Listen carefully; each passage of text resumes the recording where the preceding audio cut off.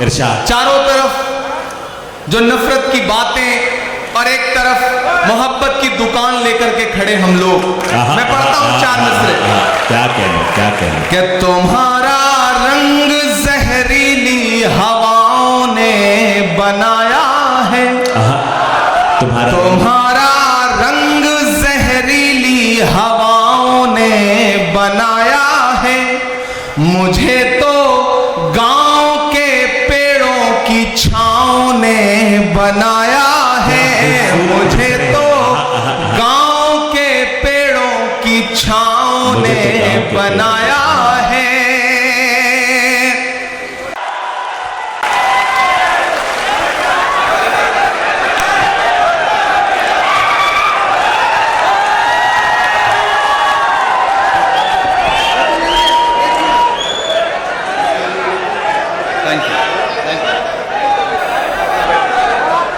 शुक्रिया,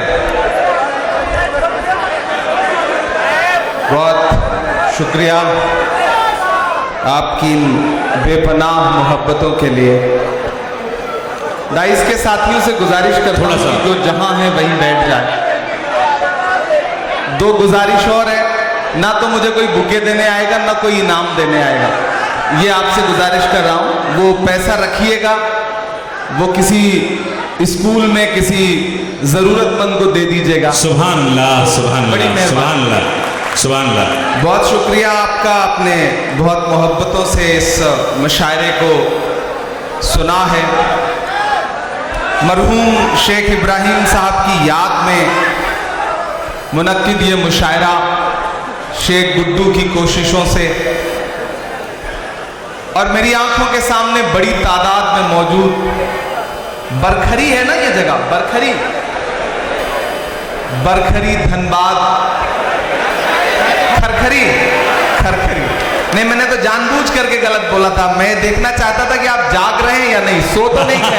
जिंदाबाद, जिंदाबाद, जिंदाबाद। मैं आपके रिएक्शन का इंतजार कर रहा था कि आप बताएं कि आप लोग जाग रहे हैं। बड़ी तादाद में लोग यहाँ इकट्ठा हैं, बीच बीच में माइक और कैमरे वाले पीछे वालों को लगातार परेशान कर रहे हैं, मैं ये भी देख रहा हूं। लेकिन इसी सब माहौल में सुन लीजिए, क्योंकि रिकॉर्डिंग भी जरूरी है। कई सारे YouTube चैनल हैं जो इसे लाइव कर रहे हैं, रिकॉर्ड कर रहे हैं, तो उनके लिए भी 4 पैसे का इंतजाम होने दीजिए। ये सब चलते रहना चाहिए, ये सिलसिला। क्या कहना, क्या कहना। बहुत मुबारकबाद आपको, पहली बार आपके दयारे मोहब्बत में हाजिर हुआ हूँ। बहुत दिन से सोचता था कि कभी धनबाद आऊंगा, आप सबसे मुलाकात होगी। धनबाद, वासेपुर, ये सब फिल्मों में सुना करते थे। क्या कहने, क्या कहने। अभी जब आ रहे थे तो पता चला ये वही वासेपुर है जिसके लिए हमने डायलॉग सुना था कि यहाँ कबूतर भी जो है वो एक पंख से खुद को बचा के उड़ता। तो पता चला कि हम उसी सरजमीन पर आ चुके हैं। हमारे स्टेट चेयरमैन मंजूर अंसारी साहब, प्रभारी जीनल गाला जी, शाहिद करीम के वालिद करीम साहब, इन सब से मैं पूछ रहा था कि आ तो गए हैं, अब जाएंगे कैसे। तो इन लोगों ने कहा कि बस आवाम की मोहब्बतें ही वापस भेज सकती हैं, उसके अलावा कोई चारा नहीं है यहाँ से जाने। आप बहुत अच्छे लोग हैं। मैं 4 मिसरों से अपनी बात की शुरुआत करता हूँ। जी इरशाद। रात के 1 बज रहे हैं, थोड़ी देर आप अच्छे से सुन लेंगे तो मैं सुना दूंगा, और इसमें हिसाब रखा हुआ है किसी का लिखा हुआ, ये उठा ले जाएं। मेरा ख्याल है कि इसमें ये लिखा हुआ है कि किस शायर को कितना इनाम मिला है, तो ये मारूफ तक पहुंचा दिया जाए, मारूफ उसमें से अपना हिस्सा मांग लेंगे। क्या कहना। बहुत अच्छे से सुना। और रास्ते में आते हुए मुझे बड़ी तादाद में खवातीन दिखाई दी। हमारी माएँ बहनें भी इस मुशायरे में बड़ी तादाद में आई हुई हैं। किसी इस तरह के रूरल एरिया में, गांव में अगर खवातीन माएँ बहनें किसी मुशायरे को सुनने आई हैं तो इससे पता चलता है कि समाज कितना बेदार है। मैं आप सबकी मौजूदगी को सलाम करता हूं और 4 मिसरे पढ़ता हूं। जी अता। कि अपनी बुनियाद तक चले आए, दिल की फरियाद तक चले आए, अपनी बुनियाद तक चले आए, दिल की फरियाद तक चले आए। आपने प्यार से बुलाया तो हम भी धनबाद तक चले आए। हम भी धनबाद तक चले आए, अपनी बुनियाद तक चले आए, दिल की फरियाद तक चले आए। आपने प्यार से बुलाया तो हम भी धनबाद तक चले आए, हम भी धनबाद तक चले आए। मुझे खुशी है कि इस भीड़ में जिस तादाद में बुजुर्ग बैठे हुए हैं, कमोबेश उसी तादाद में नौजवान और नई नस्लें भी बैठी हुई हैं। मदरसों के तलबा भी बैठे हुए हैं। दाईं जानिब जो हमारे नौजवान साथी खड़े हैं, बाईं जानिब जो साथी खड़े हैं, पीछे जो खड़े हैं, अपनी मोटरसाइकिल पे जो पीछे बैठे हैं, उन सब से गुजारिश है कि अगली थोड़ी देर मैं कोशिश करूंगा कि ये वक्त, ये रात आपके लिए भी एक यादगार रात हो, एक यादगार लम्हा हो। और आप भी कोशिश करें कि जिस तरह मुशायरे को सुना जाता है, जिस तरह आप मुशायरे को सुनते हैं, उस अंदाज में मुशायरा सुनिए। मैं गुड्डू से पूछ रहा था कि क्या यहाँ पहली बार मुशायरा हो रहा है, तो उन्होंने कहा कि यहाँ के लोग, यहाँ के जो सामीन हैं, यहाँ के जो सुनने वाले हैं, वो एक्सपोर्ट क्वालिटी के हैं। आसपास कहीं भी कोई मुशायरा हो, यहाँ के सामीन बुलाए जाते हैं क्योंकि इन्हें दाद देने का सलीका आता है। क्या तो मैं आज उस सलीके को चेक भी करूंगा। मैं 4 मिसरे पढ़ता हूं, चारों तरफ जो नफरत की बातें और एक तरफ मोहब्बत की दुकान लेकर के खड़े हम लोग। मैं पढ़ता हूं 4 मिसरे। क्या कहने कि तुम्हारा रंग जहरीली हवाओं ने बनाया है, तुम्हारा रंग जहरीली हवाओं ने बनाया है।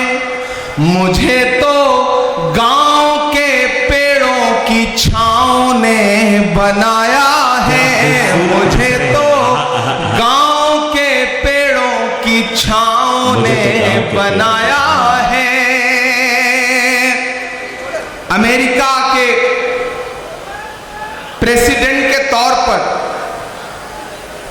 हलफ लेने से तकरीबन 4 साल पहले 1956 में जॉन एफ कैनेडी साहब हार्वर्ड यूनिवर्सिटी में बच्चों से खिताब कर रहे थे। खिताब करते हुए उन्होंने एक बात कही थी। उन्होंने कहा था कि अगर शायरों को सियासत समझ में आती और सियासतदानों को शायरी समझ में आती तो दुनिया रहने के लिए और खूबसूरत हो सकती। मैं पुल बनने की कोशिश करता हूं। क्या प्यारी बात। और 4 मिसरे पढ़ता हूं कि तुम्हारा रंग जहरीली हवाओं ने बनाया है, मुझे तो गांव के पेड़ों की छांव ने बनाया है।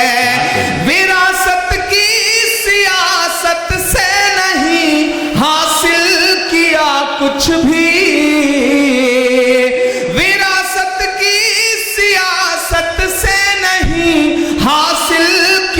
कुछ भी।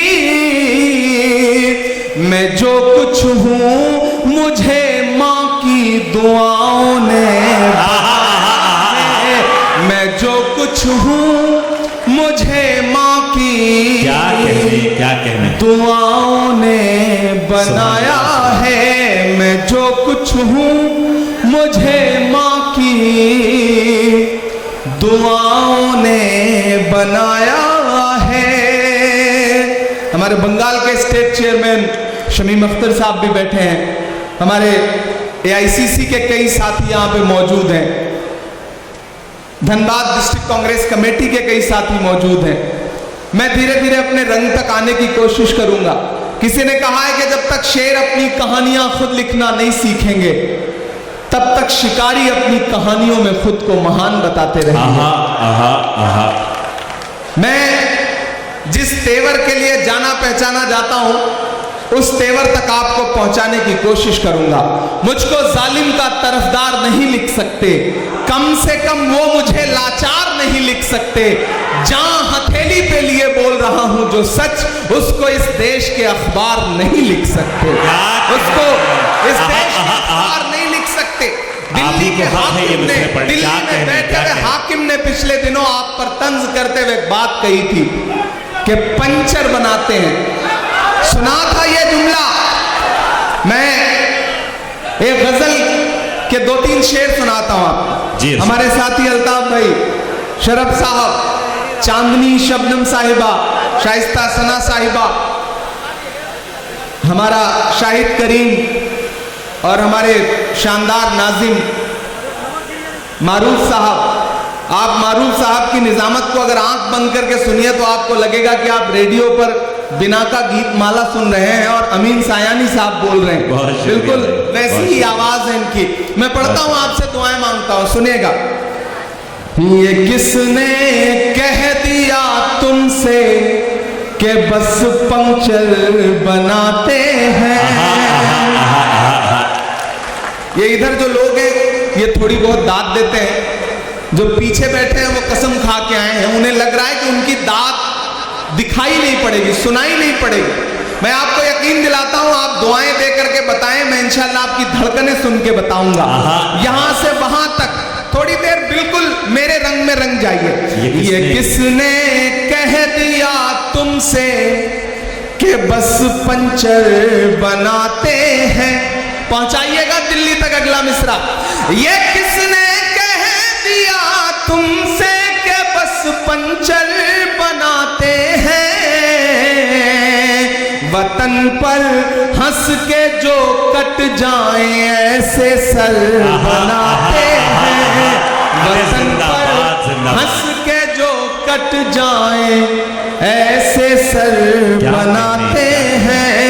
ये किसने कह दिया तुमसे कि बस पंचर बनाते हैं। हमारा शायर साथी तबरेज हाशमी भी बैठा है, मैं शेर पढ़ता हूं। उसने आपको बड़े मोहब्बत के शेर सुनाए होंगे, मैं ये शेर सुनाता हूं कि गजल में हम भी कर सकते हैं हुस्नो इश्क की बातें। गजल में हम भी कर सकते, गजल में हम भी कर सकते हैं हुस्नो इश्क की बातें। गजल में हम भी कर सकते हैं हुस्नो इश्क की बातें, मगर हालात हमको मोम से पत्थर बनाते हैं। मगर हालात हमको मोम से पत्थर बनाते हैं। और एक शेर पढ़ता हूं कि उन्हें बुलडोजरों के बाजुओं पर नाज है, लेकिन उन्हें बुलडोजरों के बाजुओं पर नाज है, लेकिन उन्हें बुलडोजरों के बाजुओं पर नाज है, लेकिन हमारा फर्ज है हम बेघरों के घर बनाते हैं। हमारा फर्ज है हम बेघरों के घर बनाते हैं। क्या कहने जनाबे अल्ताफ जिया साहब जो मालेगांव से हमारे बीच तशरीफ लाए थे। यकीनन वो अपनी खूबसूरत आवाज़ और अपने दिलकश अशार के जरिए आपके दिलों तक पहुंच रहे थे और आपसे दाद वसूल कर रहे थे। मैं चाहता हूं कि अपने इस मेहमान शायर के लिए यहां से लेके वहां तक एक बार पुरजोर इस्तकबाल फरमाएं। जितनी बस एक शायर, एक मेहमान शायर और उसके बाद हम फिर वहीं पहुंचेंगे जिसका आपके साथ हम सबको भी बड़ी बेसब्री से इंतजार है। मैं एक बात जो बहुत देर से मेरे जहन में आ रही थी, इज्जतमाब माइनॉरिटी कांग्रेस के राष्ट्रीय अध्यक्ष और राज्यसभा के ऑनरेबल एमपी, आपके महबूब सियासी रहनुमा इज्जत माब इमरान प्रतापगढ़ी साहब जैसी शख्सियत जब यहां पर मौजूद हो तो यकीनन किसी और के लिए मुश्किल होता है कि वो आप तक रसाई हासिल कर सके। लेकिन मैं आप सबकी खूबसूरत समातों को, धनबाद की मेहमान नवाजी को सलाम करता हूं कि आपने अपने एक एक मेहमान को पूरी मोहब्बत के साथ सुना और उसके एक एक मिसरे, एक एक अच्छे शेर की पजीराई की। आपकी खूबसूरत समातों के साथ ही हम यहां तक पहुंच सके हैं। मैं चंद एक मिनट में मैं चंद बात आपसे जिक्र करना चाहता हूं। एक सवाल, जो लोग इमरान प्रतापगढ़ी साहब से मोहब्बत रखते हैं वो सब इस सवाल का जवाब जानते हैं, लेकिन उसके अलावा कुछ लोग ऐसे हैं जो अक्सर ये सवाल हमसे और आपसे करते हैं कि आखिर ऐसा क्या है इमरान प्रतापगढ़ी में कि जब वो कहीं आते हैं तो हजारों हजार का मजमा उन्हें देखने के लिए, उनकी एक झलक पाने के लिए, उनसे हाथ मिलाने के लिए, उन्हें सुनने के लिए बेताब रहता है। ऐसी क्या कशिश है इमरान प्रतापगढ़ी में कि उसके नाम पर, वो जहां पर भी उसका नाम शामिल हो जाए, 100, 500 नहीं बल्कि 50,000 और 1 लाख का मजमा जमा होना कोई बड़ी बात नहीं होती। लोग अक्सर ये सवाल करते हैं कि इमरान प्रतापगढ़ी में ऐसी कौन सी कशिश है कि हमारी माएं और बहनें, हमारे बुजुर्ग जब नमाजें अदा करते हैं, जब रोजों में अफ्तार के वक्त बैठते हैं तो उनकी दुआओं में एक नाम इमरान प्रतापगढ़ी का भी शामिल होता है। इसका जवाब आपको मालूम है, हमें मालूम है, लेकिन मैं उन तमाम लोगों से कहना चाहता हूं कि इमरान प्रतापगढ़ी क्या है। आज आप सबकी दुआओं के तुफैल ये आवाज ऐवान बाला में, राज्यसभा में जब गूंजती है तो हमारे सीने फख्र से चौड़े हो चुके होते हैं। लेकिन जब इस इमरान प्रतापगढ़ी, जिसके आगे अब ऑनरेबल एमपी का टैग लगता है, जब ये टैग नहीं भी था, जब ये शख्सियत सिर्फ एक शायर थी, उसके पास सिर्फ ये मुशायरों का स्टेज था, उस वक्त भी हमने उसकी कारकर्दगी देखी है। इस वजह से हम उससे मोहब्बत करते हैं। जब हिंदुस्तान में पहली मॉब लिंचिंग 2015 में दादरी के अखलाक को इस इल्जाम में शहीद कर दिया गया, भीड़ ने उन्हें पीट पीट करके शहीद कर दिया कि उनकी फ्रिज में एक मखसूस जानवर का गोश्त मौजूद है। उस वक्त जो सबसे पहली आवाज, सियासी या किसी भी तरह की ताकत उनके पास उस वक्त नहीं थी, लेकिन उसके बावजूद दिल्ली के एक वीआईपी मुशायरे में उन्होंने उस अखलाक की बेटी के नाम से, साजिदा के नाम से एक जज्बाती नज्म पढ़ी और उसका नतीजा यह था कि वहां मौजूद एक क्या हिंदू क्या मुसलमान, हर शख्स की आंखों में आंसू थे। और उसके बाद इस हमारे भाई ने, इस आपके बेटे ने उस वक्त यह ऐलान किया कि मेरी बहुत बिसात तो नहीं है, लेकिन आज के मुशायरे में मुझे जो भी लिफाफा दिया जा रहा है मैं साजिदा अखलाक की बेटी के हवाले करता हूं। तो भला क्यों हम उसके लिए दीवाने न हों, जब उसके बाद पहलू खान के साथ वही मॉब लिंचिंग, वही उसके साथ उन्हें शहीद कर दिया गया, तो उसकी बूढ़ी मां के आंसू पोंछने के लिए जो पहला शख्स अपना कंधा जिसने पेश किया, जिसने उस बूढ़ी मां के आंसू पोंछे, वो नाम था इमरान प्रतापगढ़ी का।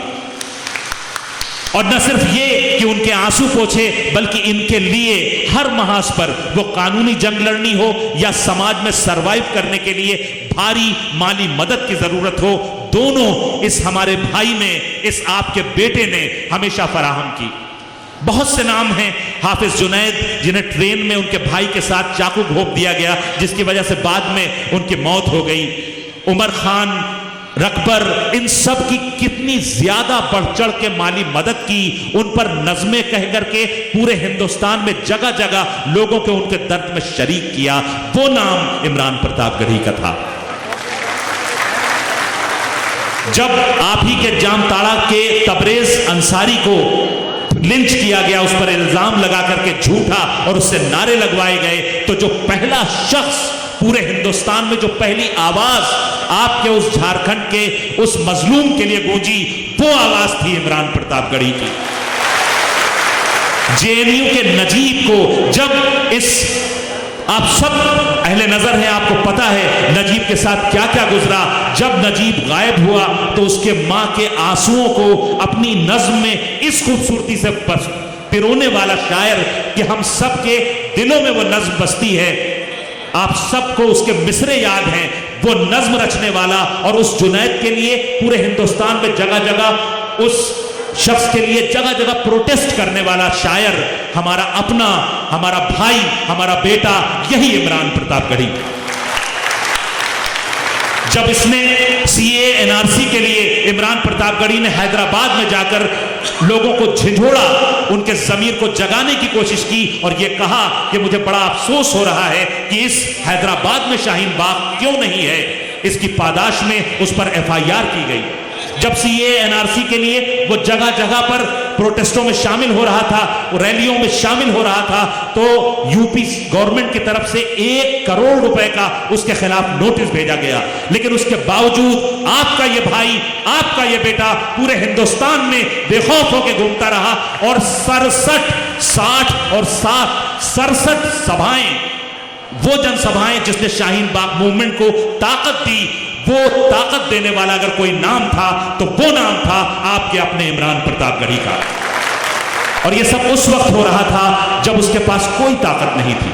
और जब से वो सियासत में हैं, आप यकीन करें कि एक शख्स का ख्वाब होता है कि वो एमपी, मेंबर ऑफ पार्लियामेंट कभी बन जाए, और जब वो बन जाता है तो उसकी जिंदगी में एक ठहराव आ जाता है। मेरी खुशनसीबी है कि इमरान प्रतापगढ़ी साहब मुझे दोस्त रखते हैं, आपके घर तक मेरी रसाई है, जाना आना रहता है। आप यकीन करें ये शख्स, इसे मैंने उस पहले तो फिर भी कुछ आराम करते देखा है, लेकिन जब से उसने सियासत में कदम रखे हैं, जब से राहुल गांधी जी ने, माननीय राहुल गांधी जी ने उन्हें यह जिम्मेदारी दी है राज्यसभा की, तब से ये शख्स कब सोता है, कब आराम करता है, किस वक्त ये अपने जिस्म को सुकून देता है, मुझे समझ में नहीं आता।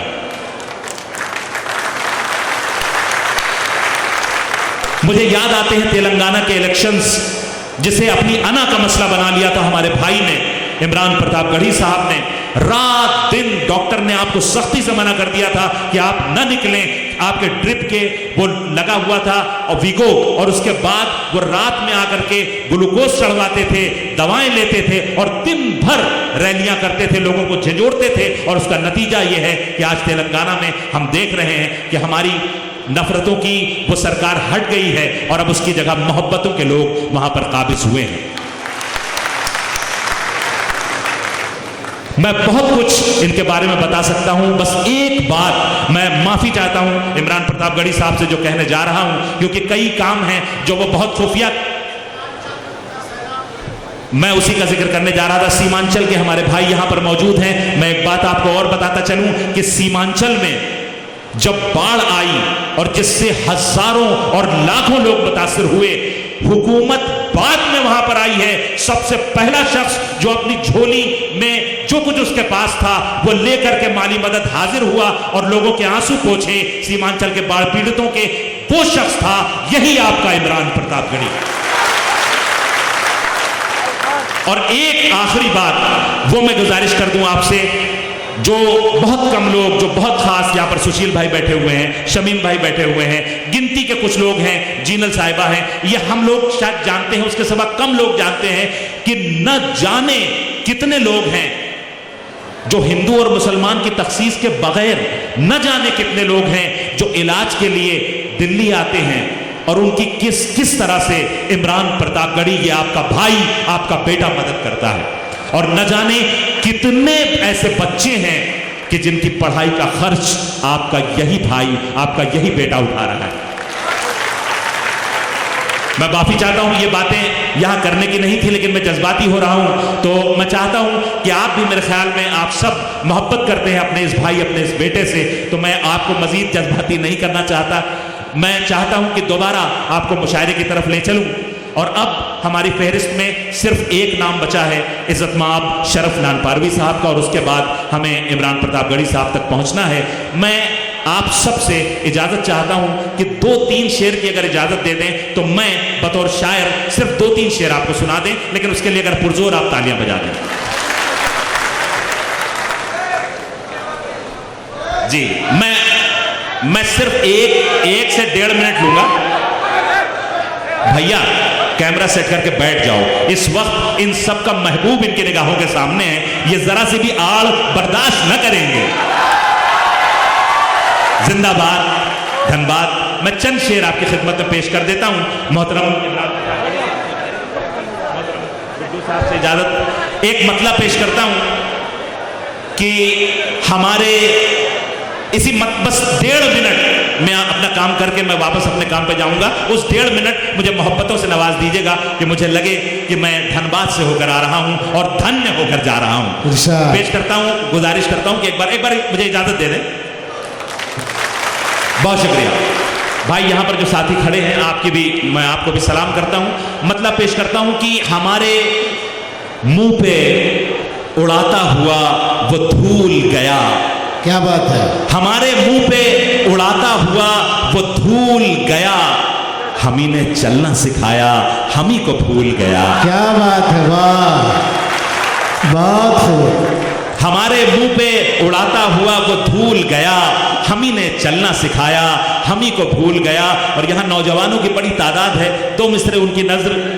हम ही ने चलना सिखाया, हम ही को भूल गया, ना आप आए न अपनी कोई खबर भेजी, न आप आए न अपनी कोई खबर भेजी, ये दिन भी पिछले दिनों की तरह फजूल गया। क्या बात है, वाह वाह वाह वाह। बहुत शुक्रिया। और 4 मिसरे ये आखिरी और मुलाजा कर लें कि न कर, हरगिज न कर ये गुफ्तगू अच्छा नहीं लगता। न कर, हरगिज न कर ये गुफ्तगू अच्छा नहीं लगता। वफा का जिक्र मेरे रूबरू अच्छा नहीं लगता। चौथे मिसरे पर आप सबकी एक शख्स खामोश न रहे और मुझे मोहब्बतों के साथ विदा करे कि न कर, हरगिज न कर ये गुफ्तगू अच्छा नहीं लगता। वफा का जिक्र मेरे रूबरू अच्छा नहीं लगता। इजाजत हो अगर तो सर में अपना खुद कलम कर लूं, तुम्हारी आस्तीनों पर लहू अच्छा नहीं लगता। वाह वाह वाह वाह मारूफ साहब, बहुत खूब, वाह। ये शेर मोहतरम मुकाम इज्जत माब इमरान प्रताप गढ़ी साहब का हुक्म है कि मैं 4 मिसरे दोबारा पढ़ दूं। मेरे लिए बड़े ही सादत की बात है, मैं पेश कर रहा हूं। और आपको इस बात का भी मान रखना है कि आपके महबूब ने इन मिसरों की फरमाइश की है। मैं पढ़ता हूं कि न कर, हरगिज न कर ये गुफ्तगू अच्छा नहीं लगता। वफा का जिक्र मेरे रूबरू अच्छा नहीं लगता। इजाजत हो अगर तो सर में अपना खुद कलम कर लूं, तुम्हारी आस्तीनों पर लहू अच्छा नहीं लगता। बहुत खूब, बहुत बहुत शुक्रिया, बड़ी मोहब्बतें। और मैं अब चाहता हूं अपने उस बुजुर्ग को आवाज दूं। गजल का एक अपना एक लहजा है जो मीर तकी मीर से लेकर गालिब तक और वहां से जिगर से लेकर खुमार तक चला आया है। उसकी तारीफ में मैं बहुत कुछ बयान कर सकता हूं कि गजल किसे कहते हैं, लेकिन अगर मुझे गजल की डेफिनेशन बयान करने की जगह सिर्फ ये कहा जाए कि एक नाम आप ले लें कि वो जब कलाम पढ़े तो हमें मालूम हो जाए गजल किसे कहते हैं, तो हिंदुस्तान के जो गिनती के चंद नाम मेरे जहन में आएंगे उनमें से एक नाम है मोहतरमुल मुकाम शरफ नानपारवी का। मैं उनसे गुजारिश कर रहा हूं कि वो आपके पुरजोर तालियों के बीच तशरीफ लाएं और अपने कलाम से नवाजें।